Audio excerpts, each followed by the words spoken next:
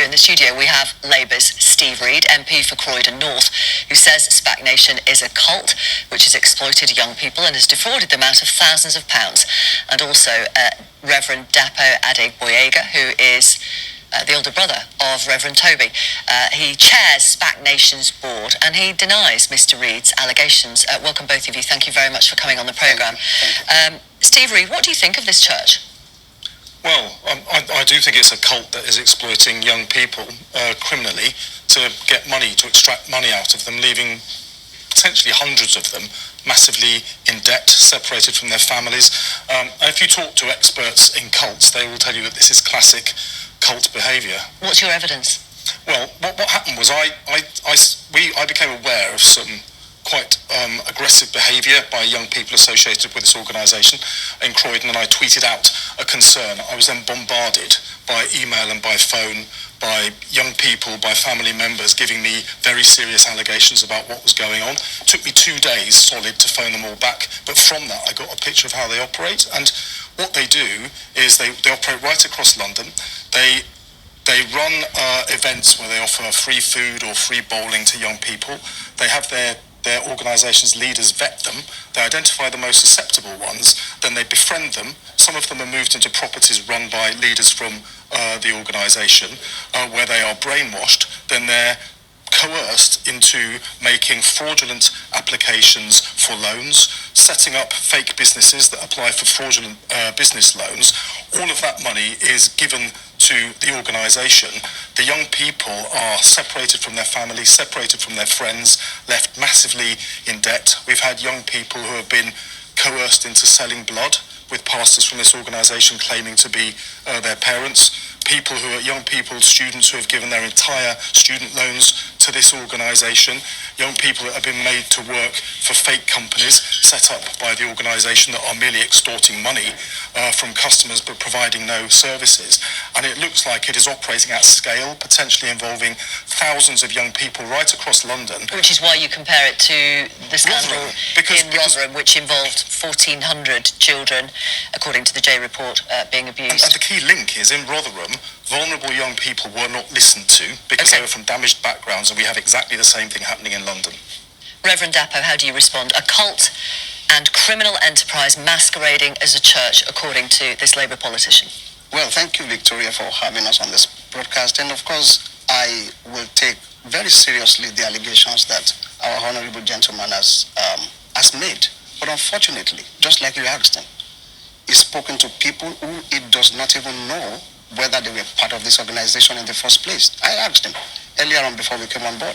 I said, are you sure the people that came to you, are you sure they were members or former members of the church? He said there's no way he could have checked that. So anybody could have come to Steve, and Steve would have, and then the problem... But they didn't just go to Mr. Reid, did they? They also went to BBC Panorama. They also went to HuffPost. We've got the examples. We've shown one example there. I could give you many more. There's Gracie, was 21. She joined Spac in 2017. She told Panorama she was encouraged to apply for universal credit after her pastor, who's a trustee of the charity, noticed she stopped giving money to the church. She handed over her details. Someone filled out an online application form on her behalf, and when she left the appointment, someone had changed her details to show that she'd had 2 children. This made her eligible for a £1,200 payment. There is the young woman who had kidney cancer. She discovered a £5,000 4-year loan had been taken out in her name without her knowledge. The money never reached her, and so it goes on. Now, the challenge here is this. I do not discount the stories of anyone that has come on here. Number one, we take allegations seriously. We have a complaints procedure, which is very robust and very open. Sorry, would you just like to deal with those specific examples that I've given you? Those specific examples, that's what I'm coming to. For instance, you said someone came over and said this. We have not been contacted as an organization to respond. Yeah, because what BBC Panorama did was to write to individual persons, link their businesses to the church. And these people, So these people are making it up about Spac Nation? I'm not saying they're making it up. I'm saying what are you saying? They have only listened to one side and concluded and judged the matter by listening to one side. The people that you're talking about, what were the relationship before they came into church with individuals? They could have had dealings together initially, but now making a frantic attempt to link individual persons' businesses to the church and say, oh, because he's a member of the church, so his business is doing this. It's out of order. The people that came to Steve Reed, till now, he is not even sure whether they are the same people that went to BBC Panorama, whether they are even former members of the church. He's just said he wouldn't discount any allegations made by vulnerable young people, and then you just discounted them all. Now, one of the pastors running they call them trap houses. These are properties that they rent into which they move vulnerable young people. One of the pastors running a trap house for vulnerable young women has 27 serious cases of fraud against her, and yet she was allowed to run a property with dozens of vulnerable young women. I've met pastors from this organisation that have told me they fill out the loan application forms, put it in front of the vulnerable young person who you've brainwashed, then make them sign it. The money comes in and is given straight over to the organisation, presumably to benefit its leaders. I've seen accounts where there are dozens of fake companies set up, quickly closed down, all with links associated with Spac Nation, and I've seen shell companies, allegedly trading companies, but with none of the costs you would associate with trading, like shops, staff, or a website, that lie dormant until hundreds of thousands of pounds quickly flow in and quickly flow out again.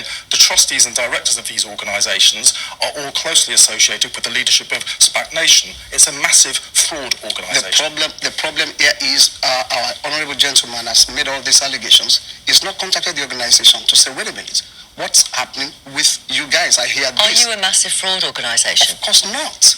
We can't be a cult, number one. Every of our services are transmitted live on virtually all So platforms. why are the Metropolitan Police and the Charity Commission investigating you? We are not under any investigation at the moment. The Charity Commission is, and now this is the problem, our dear honourable gentleman has sent tweets around the time of election. This is what the Charity Commission tell us. The issues raised relating to Spac Nation in recent weeks are highly concerning, even more so as the allegations are entirely at odds with the expectations about the way that charities will operate. The opening of this inquiry from the Charities Commission is an important step that will allow us to examine these concerns further and establish the facts. Metropolitan Police say we're aware of allegations that pertain to potential fraud and other offences relating to the activities of individuals associated with Spac Nation. Officers are reviewing the allegations to identify if any criminal offences have been committed. Once the review is complete, a decision will be made as to whether a criminal investigation is launched. That's why I tell you that as of now, we are not aware of any investigation. Well, the Charity Commission, we've been engaging with them for months. Right. There's two investigations. Whether you deny it or not, there are two investigations going on. An inquiry is what you infer as an investigation, if I may get that, if that's what you're saying. Yeah. Because from the Charity Commission, they've said an inquiry is not a wrong finding of wrongdoing. They need to just check this. And of course, our honourable gentleman here, for instance. So you think it's this kind of tick box exercise, do you? No. That's not what I'm saying. What I'm saying, they need to do their bit. And just the same as our politician friend is doing. He started his tweets around election time, started contacting criminal gangs, faceless individuals on the internet. What's the significance of around election time? What The point are you making about significance Steve of Reed? it is because it is obvious that he did this because of the Croydon election. We had someone who is a member of the organization. So he frantically connected the organization to the other party. To the Conservative Party? To the Conservative Party. He did that, and many of his tweets that he sent at that time, alleging rape, child rape, he removed some of them. Many of them. You've removed some of these tweets. No. I have had serious allegations of sexual exploitation in trap houses as well, including one case alleging the rape of a child aged 3. Now, all of these cases are reported to the police, and the safeguarding authorities.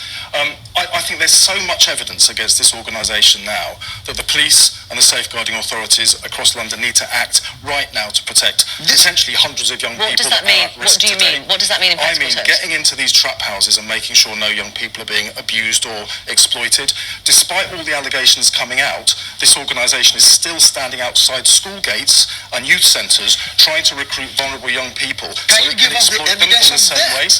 I was at a youth centre just before Christmas, and the people running it told me Spac Nation have been outside recruiting more young people. I've spoken to dozens of young people who are massively in debt, lost their student loans, all to this organisation. They tell me there's coercion, there's brainwashing, there's sexual abuse. We need to stop this organisation going anywhere near vulnerable young people today. Would you and I question as well, if this was affluent white kids, whether the authorities wouldn't have already intervened. Because it's poor black kids from very vulnerable backgrounds, I don't think anything like the attention has been given to it that it deserves. Mr. Steve, that's absolutely incorrect, because for years and decades, the last 2019 was the bloodiest year. We have never heard your voice on knife crime in Croydon. Would you open up your trap houses to the police, to social services, to children's services? Number one, I must make this clear. The organization does not run any trap house. Now, that's the problem. Mr. They used to be on your website until you took them off when the allegations came out. No, we don't. Would you open up any of your properties and accommodation to children's services, social services and the police? No, we don't. Why not? As an organization, we don't run any house or safe houses. For instance, BBC has come to the church. They've been given unfettered access. Speak to anybody. We have thousands of people in the church. Mr. Steve has spoken to 12 people. He has not bothered to speak to thousands of people in the church. We don't run a trap house. That's what the police are going to do, and they're going to close you down because this is a criminal enterprise and a serious threat to if the police found anything culpable, fine. The organization is not involved in anything. If individuals have been found to have been involved in anything, we don't take it lightly. We will take strict measures. And meaning of course, what? We give the police the free hand to do whatever they need to do. But as an organization, I must tell you, what we stand for is quite clear. In 2019 alone, we have seen 64 knives voluntarily surrendered and dropped at the altar. Can Mr. Steve here tell us how many lives he has impacted in his Croydon borough? I spoke to one 16-year-old girl in this organisation that told me she was coached to tell visitors and investors that she had been in a gang and had been got out by this organisation. Who is this girl? She also told me, she's speaking to the police right now, I hope, she also told me that in these trap houses, everyone was having sex with everyone else. It was disgusting, she said to me. She complained to her pastor. She was taken to see one of the senior leaders of the organisation who told her, if you report this to the police, it will rebound on you because I have friends in high places. He has friends in high places. Who is this I said girl? to her, did you go to the police? And she said, I didn't, because he's got powerful friends. We're just ants. That's how they feel. That's the position you put vulnerable young people in. You're exploiting them mercilessly, and you need to be stopped. Mr. Steve, this is unfortunate that a politician of your repute will be playing politics with people's lives. Why did your voice come out? Why did your voice come out on the election period? That's when you started contacting criminal gangs. They're operating right across the country. Now, at least a dozen boroughs. As far as we know, they've moved to Birmingham and Leicester as well. This operation is growing. They're targeting vulnerable kids. That's the problem. Mr. Reid is trailing on rumors from criminal drug gangs online. You are giving them a voice, and probably they are giving you a voice, because we've not had your voice on knife crime. That's an epidemic in Croydon. That is reputed to be a very terrible area of knife crime. People are dying. The bloods of these people. You talked about 12 people. We have taken knives from over 64 people whose bloods would have been shed on the streets of London. If there are issues in the organization, we've invited you to come in. You are welcome to come on the board. If there are issues, we will sort it out. You accept that invitation? I'm not going to go while there are serious allegations with the police. And I had a letter from this gentleman a few days ago asking me to send him the names and addresses of the young victims that have spoken to me. Sending the names and contact details of victims to the organisation that is alleged to have seriously abused them is morally wrong. Okay. And I'm not going to do that, but it's in the hands of the police, and I want the police to fully investigate and stop your activities. Yes, Labour's Steve Reid, thank you very much, and Reverend Dapo from Spac Nation, thank you very much for coming on the programme. Thank you. Obviously, we will follow this story and see what the outcome of the Metropolitan Police review is, and the Charity Commission inquiry as well.